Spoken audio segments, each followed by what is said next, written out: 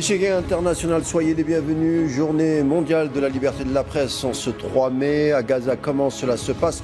Les journalistes internationaux toujours interdits d'entrer. En cette journée, il est important de rappeler les données macabres concernant la corporation en Palestine occupée, notamment à Gaza, qui tente d'informer des crimes de guerre. On rappelle ici qu'en l'espace de 30 mois, 262 journalistes palestiniens ont été assassinés par la soldatesque coloniale. 50 autres reporters kidnappés, détenus sans nouvelles, sans parler des 500 blessés graves. Quand on dit grave, c'est des personnes qui sont amputées au moins d'un membre. Enfin, en cette journée, une partie de la presse internationale se mobilise en tout cas avec cette campagne intitulée « Laissez-nous entrer à Gaza ». Un appel de la presse internationale donc à l'entité sioniste, on en parle, et cette campagne qui demande l'ouverture de l'enclave Razaoui ainsi que la protection des journalistes palestiniens. À tout de suite pour faire le point.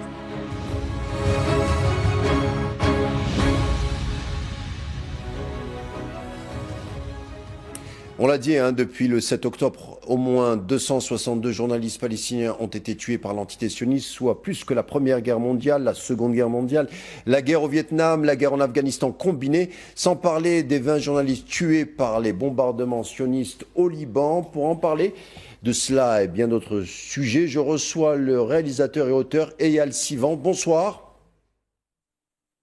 Bonsoir. Merci d'avoir accepté notre invitation. Alors, Eyal Sivan, on l'a dit en ce jour de la liberté de la presse, le 3 mai, l'appel de la presse internationale envers l'entité sioniste avec une campagne intitulée « Laissez-nous entrer à Gaza ». Ce sont une trentaine de médias internationaux qui lancent cet appel pour demander à l'entité sioniste de protéger les journalistes locaux et surtout de laisser entrer leurs confrères étrangers à Gaza. Une situation d'ailleurs qui dure depuis 3 ans. Pourquoi, selon vous, la presse internationale a tardé à se mobiliser ? La presse internationale a tardé à se mobiliser de la même façon que les États ont tardé à se mobiliser ou se mobilisent, mais se mobilisent pas. C'est-à-dire que d'une certaine manière, ça affirme l'état d'exception qui jouissent l'État d'Israël. C'est-à-dire, ça affirme le fait que c'est un État qui bafoue toutes les conventions internationales, qui bafouent les droits et qui se moquent aussi de la presse. Les seules choses qu'il faut noter, c'est que pourquoi Israël ne veut pas que des journalistes rentrent à Gaza? Eh bien, ils ont deux raisons.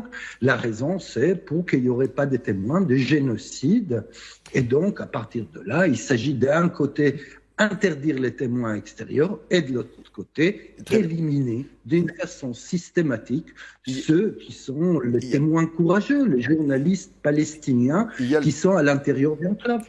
Alors, on le disait, 262 journalistes palestiniens tués par l'entité sioniste à Gaza depuis le 7 octobre, une vingtaine au Liban, 262 journalistes tués, c'est plus que durant la Première Guerre mondiale, la Seconde Guerre mondiale, la guerre de Corée, la guerre du Vietnam et la guerre de Bush en Afghanistan. 262 journalistes, Eyal Sivan, ce n'est pas un accident. Vous avez parlé avant la petite coupure de témoins oculaires, peut-être qu'on voulait faire taire, mais en Occident, on parle souvent de la liberté d'expression, il y a des slogans comme les journalistes doivent être protégés, des journalistes ne constituent pas une menace, on entend souvent ce type de slogan, des journalistes ou encore ils sont essentiels à l'établissement des faits. Pourquoi est-ce que le blocus médiatique sioniste fait très peu de débats en France, vous qui y vivez ? Ça, c'est une très bonne question. La question, c'est pourquoi l'État d'Israël bénéficie d'une impunité qui est une impunité complice. C'est-à-dire, il faut dire que l'impunité qui jouissent l'État d'Israël, ce n'est pas simplement une impunité d'observateurs, c'est une complicité des États européens qui ont un moyen de pression sur Israël. C'est une impunité d'Israël dont la complicité de la France, on vient d'apprendre que la France est les premiers exportateurs des armes européens vers Israël.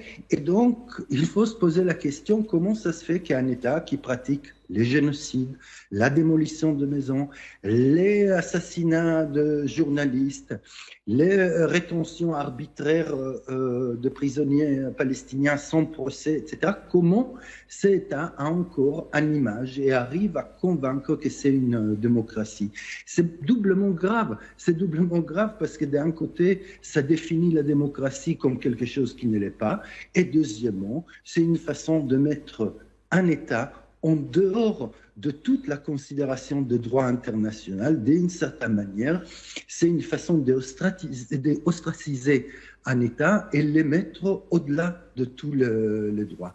Et donc, quand vous posez la question, mais comment ça se fait que la presse ne s'est pas réveillée plus vite? Comment ça se fait que la majorité des États occidentaux et autres d'ailleurs ne se réveillent pas?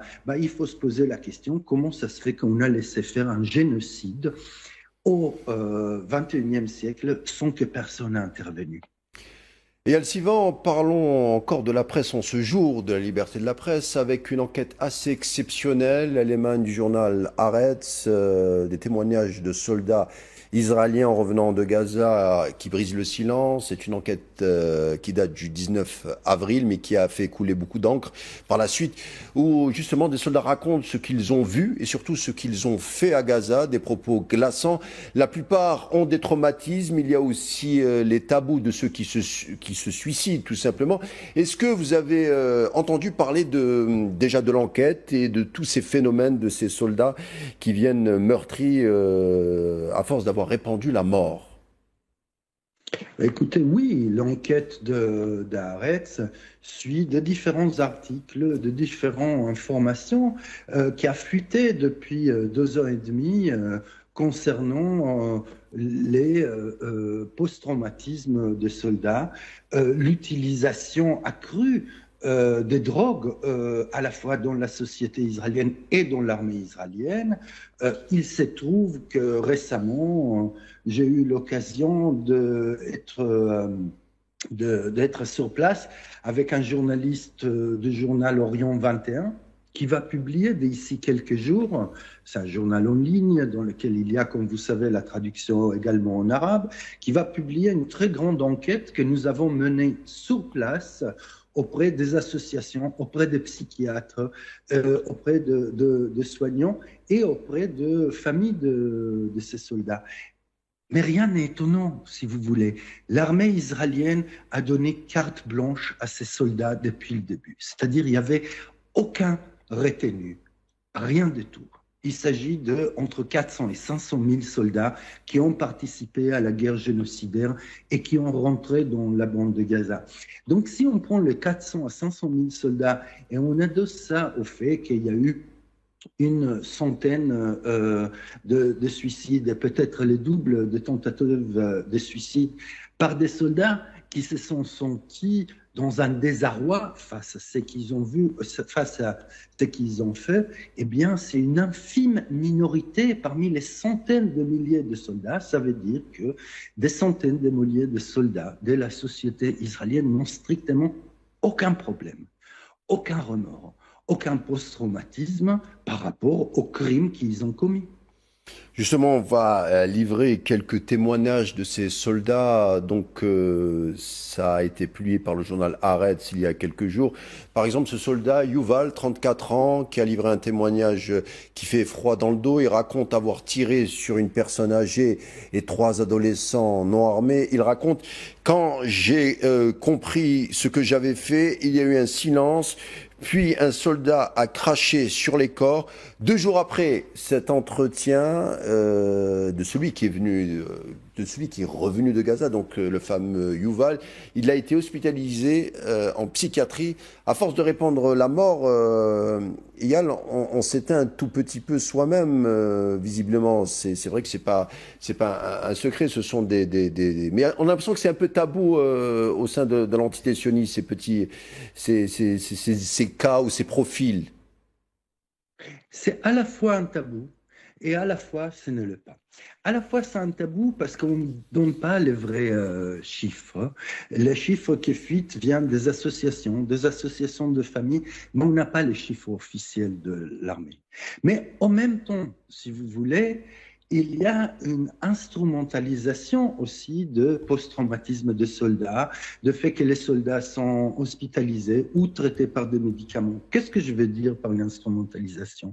Vous savez, Israël est basé sur l'idée que c'est une victime éternelle, c'est une position victimaire et c'est ça qu'Israël vend au monde et c'est pour ça qu'elle a aussi l'indulgence. Eh bien, mettre en avant le post-traumatisme de soldats, d'une certaine manière, il y a là une perversion. Ça veut dire quoi? Ça veut dire qu'on nous dit c'est une armée finalement qui est morale, la preuve qu'on a des soldats qui sont malades de ce qu'ils ont fait. Il faut dire les choses telles qu'ils sont. Les traumatismes de soldats, il est réel. Mais le problème, ne pas traiter les soldats, il est impossible de traiter ces soldats dans les cadres psychiatriques parce que la source de problème n'est pas l'acte individuel qu'ils ont fait, la source de problème est le fait que la colonisation, l'apartheid et la guerre génocidaire sont tout à fait légales et normalisées au sein de la société. Et ce qui se passe avec ces soldats, c'est qu'ils vivent dans un décalage. Certains, une minorité infime, répétons-le, sans qu'ils ont fait quelque chose de mal. Mais quand ils reviennent au sein de la société, on les traite comme des héros. On dit, mais ce que vous avez fait, c'est très bien. Vous prenez l'exemple là, vous me dites, bah voilà, il y a un soldat qui a dit qu'il a tiré sur des femmes et des vieilles femmes. Il suffit de voir les nombres de vieilles dames qui ont été assassinées. Il suffit de voir le nombre des enfants qui ont été assassinés. Il faut voir le nombre de femmes et autres qui ont été assassinés. Et bien, derrière chaque assassinat, il y a soit un pilote, soit un soldat. Et encore, je répète, ça veut dire que la majorité des soldats n'ont strictement aucun problème. Vous savez, le post-traumatisme en Israël est un phénomène dans lequel, certes, on ne parle pas, mais la plus grande association israélienne, Natal, qui s'en occupe de soldats post-traumatisés et des familles post-traumatisées, évalue à 135 milliards d'euros sur les 5 prochaines années les coûts de traitement et qu'est-ce que ça représente de point de vue économique pour la société israélienne, c'est-à-dire 27 milliards d'euros par an sur chaque année sur les prochains 5 ans. Eh bien oui, il s'agit d'un phénomène, mais d'une certaine manière normale. Une société qui commet un génocide est une société malade. Autre témoignage, cette fois-ci de l'officier femme Maya, qui a vu un char ouvrir le feu sur 5 Palestiniens non identifiés comme armés, puis elle voit un soldat uriner sur un détenu civil, les yeux bandés. Aujourd'hui, dit-elle, une seule phrase me hante, comment ai-je pu rester là sans rien dire. Cela rejoint un peu ce que vous disiez, vous, d'autres juifs anticoloniaux comme Sylvain Cyprès, qui parlent de l'entité sioniste contre les juifs finalement. Même les juifs sont emportés et hâtés dans une forme de spirale morbide, meurtrière, et ça inquiète beaucoup de juifs en tout cas. Bien sûr, il faut savoir qu'Israël se présente comme l'État représentant tous les Juifs et qu'Israël agit aussi au nom du peuple juif et pour le bien du peuple juif. Eh bien, à partir de là, il y a une association assez naturelle et très malsaine de tous les Juifs à l'égard de l'État d'Israël.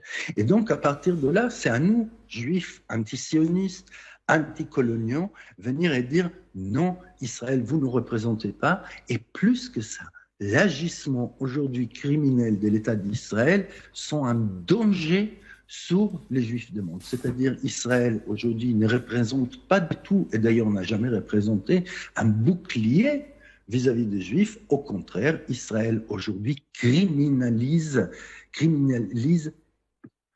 tous les Juifs par l'association juif sioniste israélien. Et c'est pour ça qu'il faut mettre vraiment une séparation claire, et les spectateurs doivent le savoir. Certes, nous sommes une minorité, mais il y a des juifs antisionistes, anticoloniaux qui sont de côté de la cause palestinienne, dans lesquels l'État d'Israël aujourd'hui est un danger pour nous.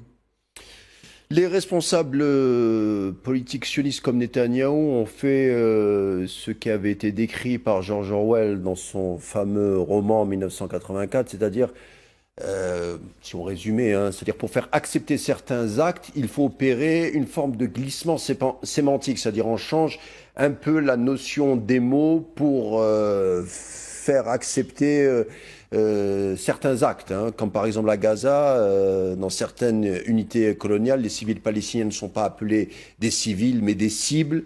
Les zones de bombardement, cela s'appelle des zones rouges ou des zones de nettoyage. C'est-à-dire en changeant le sens des mots, on influe sur les actes et c'est fait au plus haut niveau. Netanyahou lui-même opère ce type de propagande. Mais qui mieux que vous, Algériens, vous savez qu'est-ce que ça veut dire dans lequel on joue sur la sémantique pour cacher autre chose. Eh bien, la guerre menée, la guerre coloniale menée contre les Algériens par la France, ça s'appelait bien les opérations de maintien de l'ordre. Il y a un classique justement de régimes totalitaires, des régimes coloniaux dans lesquels on change les mots. Mais avant de changer les mots, il y a un processus de déshumanisation. Les soldats israéliens, on en a parlé, qui sont à Gaza, ils ont avec eux un régime de justification et un régime de légitimisation qui vient de toute la société et des personnels et des autorités politiques. Vous savez, l'animalisation des Palestiniens, comme d'ailleurs l'animalisation des Algériens au moment de la colonisation, est un grand classique. Les choses ne sont pas nées le 7 octobre 2023. Ce sont de longs processus. Ce sont de longs processus de déshumanisation. Ce sont de longs processus de faire admettre à la société, essayer de convaincre la société que tout ce qui fait l'armée, que tout ce qui fait le gouvernement n'est que des actions d'autodéfense. Eh bien, c'est pour ça que c'est à nous de nommer les choses telles qu'elles sont. Et là, on revient à la question des journalistes. On peut mettre tous les mots qu'on veut, mais les témoignages de journalistes sur place sont fondamentaux justement pour donner des mots sur les réels. Et ben voilà encore une raison pourquoi on ne veut pas des journalistes sur place. Mais certes, l'idée de génocide, il faut le rappeler, un génocide, ce n'est pas la quantité de gens qui sont tués, ce n'est pas la forme qui sont tués. Les génocides dans le droit international, c'est l'intention génocidaire, l'intention d'exterminer, éliminer une partie d'une société. Et bien quand le président de l'État, et lui, ce n'est pas Netanyahou, dit il n'y a pas d'innocents à Gaza. Quand il y a le ministre de la Défense qui dit c'est des animaux, et ils vont être traités de la sorte, eh bien, les soldats ont avec eux la légitimité, en réalité, de quoi? De tuer des animaux, d'exterminer des non-humains, et donc, d'une certaine manière, faire un travail qu'eux, ils considèrent de salubrité publique. Même au sud Liban, on a vu certains soldats sionistes entrer dans les maisons vides, prendre des bijoux, des vêtements, des souvenirs. D'autres cassaient des meubles, taguaient les murs, ont filmé le tout pour poster sur les réseaux sociaux. Les preuves sont là avec des actes revendiqués, des actes dont on était fier. Ce sont des choses qui sont rentrées dans la norme, c'est-à-dire depuis le 7 octobre. Ce qui était un peu considéré comme des actes coloniaux, petit à petit ont été normalisés aujourd'hui, même au niveau occidental. C'est-à-dire, c'est vrai qu'il n'y a même plus besoin de dénoncer parce qu'à force, on nous a fait presque accepter un état de fait, c'est-à-dire l'état colonial. Vous dites deux choses qui sont extrêmement importantes. La première, c'est que avec la guerre génocidaire à Gaza, nous avons vu un phénomène qui est un phénomène unique. On a vu les bourreaux, en l'occurrence les soldats israéliens, qu'en direct, pendant qu'ils commettent les actes, ils les postent d'une façon revendiquée, assumée, sur tous les réseaux sociaux. C'est-à-dire qu'ils ne se cachent pas, et même plus que ça, ils en sont fiers. Eh bien, on peut se poser la question, mais comment c'est possible? Eh bien, c'est possible de deux raisons. Bien évidemment, c'est l'impunité, puisqu'il y a une impunité totale, puisqu'aucun soldat n'a ni peur des autorités militaires israéliennes, ni peur des conséquences internationales, eh bien, il y a l'impunité. Mais il y a un autre élément. S'ils ont pu poster tout cela, s'ils ont pu montrer ça en temps réel, ça veut dire qu'ils ont eu l'autorisation de l'armée. Et donc là, d'une certaine manière, on arrive à votre deuxième remarque qui est extrêmement importante. Israël a une méthode qui est une méthode ancienne. Faire accepter l'inacceptable. Faire accepter au monde l'inacceptable. On commence par coloniser, on voit que le monde ne dit rien, on augmente la colonisation, on va augmenter la répression, on va tuer des journalistes et tout est normalisé. C'est-à-dire, d'une certaine manière, les choses sont banalisées. Et moi, je crois profondément que ce qu'Israël est en train de faire au niveau de Liban, au niveau de Gaza, on l'a vu en Syrie, c'est normaliser la brutalité, normaliser une occupation à outrance. Israël occupe une partie de la Syrie, une partie de Liban, une grande partie de la bande de Gaza. Eh bien, c'est normaliser et faire accepter l'inacceptable comme une banalité. Alors le sol, c'est désespérant, évidemment.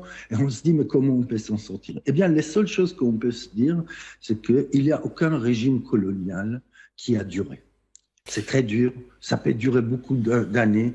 Qui, comme vous, Algériens, le sait, ça peut durer 130 ans, mais ça s'arrête à un moment. Mais plus que ça s'arrête à un moment. Aujourd'hui, nous avons en main, grâce aux soldats israéliens, nous avons toutes les preuves contre eux.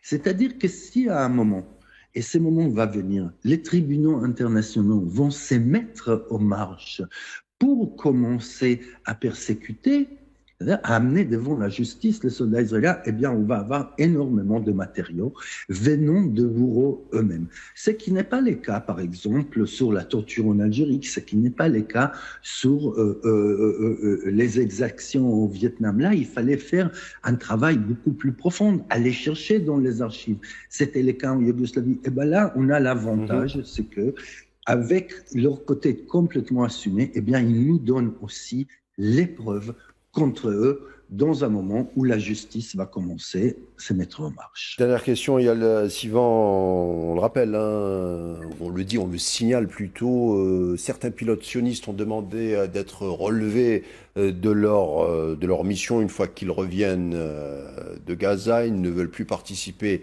au massacre, c'est en tout cas ce que révèle le journal Haaretz. L'armée accepte généralement avec une consigne se taire, sinon c'est considéré comme un acte de trahison. Et Sivan, qu'est-ce que révèle, quel est ce symptôme nommé Netanyahou, Ben Gvir, Smotrich? De quoi il serait le signe ou le symptôme pour les Juifs? Il est le symptôme d'abord, je dirais d'une façon ironique, c'est que, voilà, la preuve, les Juifs, c'est des gens comme les autres. Il y a aussi des Juifs fascistes. Ça, il faut le dire. Mais ça révèle autre chose. Ça révèle en réalité que quand on est dans l'impunité, quand on laisse faire, et là, je m'adresse aux États occidentaux, surtout quand on laisse faire, eh bien, il y a un glissement qui est de plus en plus extrême, de plus en plus fanatique, de plus en plus suprémaciste. Qu'est-ce que ça veut dire pour les Juifs? Ça veut dire aujourd'hui que les Juifs au monde, si vous voulez, doivent prendre position. Ils doivent prendre position, soit être associés à ce crime, soit être associés à cette forme fascisante et suprémaciste, soit malheureusement mettre devant, prendre le devant, élever la parole en disant ça, ce n'est pas le judaïsme. Ça, c'est une perversion criminelle, c'est une instrumentalisation politique de judaïsme avec sa tradition, ou ses traditions diverses, que surtout, ce ne sont pas des traditions de fascisme criminel et suprémaciste. Merci beaucoup, Eyal Sivan. Très content d'avoir pu échanger avec vous. Merci de vos analyses et de votre témoignage courageux. Eyal Sivan, je rappelle que vous êtes réalisateur et auteur. Je vous dis à bientôt et encore un grand merci. Merci, Karim. L'échiquier international se conclura ici. Merci de nous avoir prêté attention. Je vous laisse avec la suite des programmes sur Al24 News et on se retrouve demain. D'ici là, portez-vous bien et bonne soirée.